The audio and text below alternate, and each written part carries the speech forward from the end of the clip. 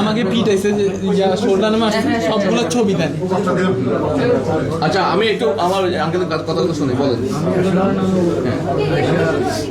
আমার ছেলে ভিকটিম হয়েছে, আমি জিজ্ঞেস করতে আসছি বা আমি আমার পরিচয়টা দিলাম যাতে উনি বলতে পারতো আচ্ছা উচিত সাহেবের রুমে যান, এখানে কথা বলেন। উনি আমার বলে বাইরে গিয়ে বসে। আচ্ছা আমরা ওভারঅল আপনারা কিছু বলবেন? কি বলবো এখন, আমি তো বুঝলি ওরা না, নিঃসন্দেহে যেটা হয়েছে এটা আমি তো এটা আমার পুলিশ অন্যায় কাজ করেছে। আমি আপাতত যতটুকু আমি শুনে বা অফিসারের কাছ থেকে শুনে, ওনার কাছ থেকে শুনে যেটা হয়েছে এটা তার ইল মোটিভ ছিল, আপাতত দৃষ্টিতে মনে হচ্ছে ইল মোটিভ ছিল, অন্যায় কাজ করেছে, অপেশাদারি কাজ করেছে, দায়িত্ব অবহেলার কাজ করেছে। অনেকগুলো ফল্ট আছে তার, সবগুলো ফল্ট আমরা ফাইন্ড আউট করব, ঠিক আছে? ফাইন্ড আউট করে আমরা এটার আমাদের চাকরি বিধি অনুসারে আমরা যথাযথ শাস্তিমূলক ব্যবস্থা নেব। না এখন কথা হলো যে যাই হোক ওর নিজস্ব গাড়ি রাখা যে আরেকটা গাড়িতে উঠাই এটাতে কিডন্যাপের সামিল।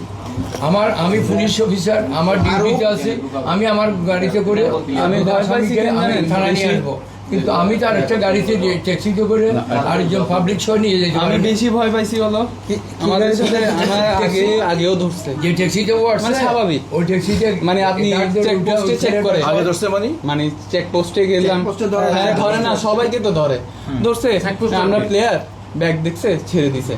এখন উনি যখন আমাকে সিএনজির মধ্যে গলা চেপে করছে তখন আমি ভয় পাই গেছি কি হচ্ছে। আরেকটা জিনিস, ওর ফিজিক্যাল ইনজুরিটা বলে অ্যাজ এ প্লেয়ার বোলিং হ্যান্ডে আঘাত করেছে, হ্যাঁ এটাতে ইন্টেনশন হতে পারে।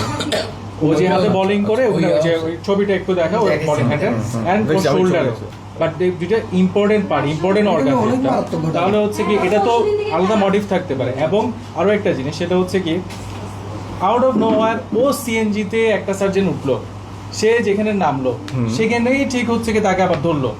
এটা তো একটা সাজানো প্লট হতে পারে। আপনার বাসা কোন জায়গায়? বদ্দারট করিতে পারে।